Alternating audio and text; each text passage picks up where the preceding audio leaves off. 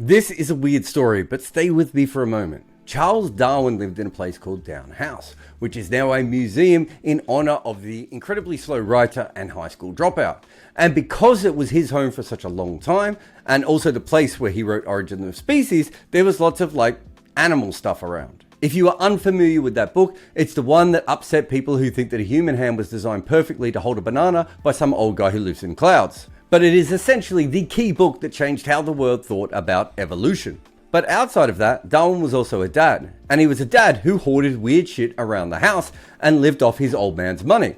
One of the things that Chuck did was spend 8 years cataloging every type of barnacle. That sounds like a fun time. And at one stage during all this, his son went next door and he said to the child who lived in that house, "Hey, where does your dad do his barnacles?"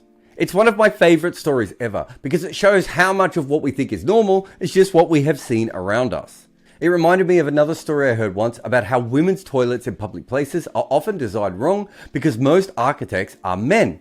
Basically, we are dominated by our own experiences. If you grow up in a household full of weird animals, you assume everyone does. If you pee standing up, you may not be the person to solve the problem of those who sit down when weeing. And why am I talking about barnacles and toilet queues? Because something really interesting happened in cricket the other day when news got out that the ECB were thinking about cancelling, or at least majorly rejigging, the 100. And for those of you who don't know, here's a brief history of the 100 and the political omnishambles that has surrounded it from its birth. The 100 is a cricket culture war in the UK. On the other hand is the new cricket fans who love the 100, feel seen for the first time, and don't even care that cricket's brave new world is about crisp packets. Oh, and of course, both of these sides hate each other. It's been a fun few years on English cricket Twitter. So you could probably understand what each side feels when they hear that the 100 may be coming down. Cheers and boos. But let's leave the culture war things alone for a moment and focus on something that the 100 actually did. Move women's cricket into the mainstream. And so if it does fall down, where does that leave the women's game in England? The 100 is the only women's competition outside of fair break that doesn't feel tacked on to a men's competition. It is a major competition in its own right, even if financially it is nowhere near the level of the WPL. But in terms of cricket culture in the UK, the 100 instantly made a huge difference to women's game. And of course, some of this was by accident. The broadcasters and sponsors made sure that the women were placed front and centre, even if that wasn't always going to be the ECB's main aim. And COVID was the reason they played double headers, which ended up being one of the most important reasons in it being a huge success. And it has been, but that's also because of the partnership between that and the men's competitions. They've actually helped each other in some ways. As far as the 100 goes, I completely understand why the ECB made that tournament, to try and recover from their own ineptitude in running the game down pretty much since they formed as an organisation. The fact that it helped women's cricket was partly just right place, right time, partly a few people who actually do great work within the ECB, and also just a little bit of dumb luck. But when most people talk about the 100, they of course are only talking about the men's competition. And that's where the political omnishamble side comes in. But as Raf says here, if you are celebrating the potential demise of the 100, which of course will only be replaced by another similar version anyway, then you are celebrating the end of the best thing to happen to women's cricket in the UK. Because a big part of the success of the women's 100 is predicated on it being on par with the men's and happening at the same time with those double headers. What happens when you take that away? What if the new tournament doesn't do anything nearly as innovative with women's cricket as what happened with the 100? And remember, the reason that the 100 is being torn down is because what it is doing to the men's game. It didn't pop, it hasn't been a cash cow, and the counties are still upset over its very existence. It hasn't been a failure for the women's game though, completely the opposite. It's been magnificent for women's cricket, professionalising a whole host of English women and even those from Ireland and Scotland.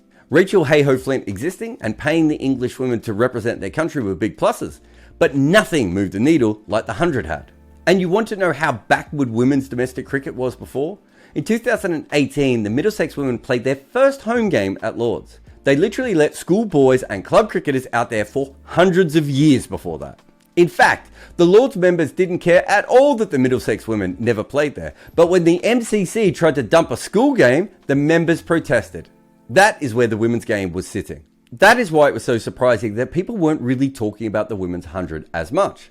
It was again all about the men's game. In fact, it reminds me of the English journalists who were against cricket going to the Olympics on the grounds that there was already too much cricket being played. And there was, for the England men's team.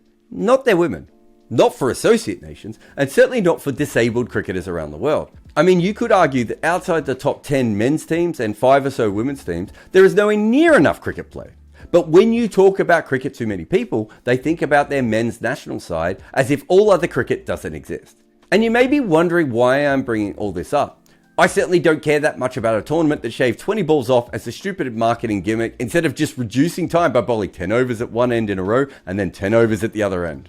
But what I do really care about is that cricket has always been a sport where the people who make decisions only think about their own experiences. And that is what has kept this game from growing. A decision to make it an empire sport, to not run a major women's competition at all, and even the fact that to this day the ICC don't run any disability cricket means that our sport has alienated itself from much of the world. Cricket could and should be bigger. It should be more open and have more diverse voices. I mean, almost every time a new country has come into men's test cricket, they have brought something incredible along with them to help change or evolve the game. And yet we still employ that security guard out on the velvet rope to make sure that no riffraff enters our club. And to force a metaphor here, cricket is a sport completely covered by old barnacles. There is no way to stop them from attaching themselves.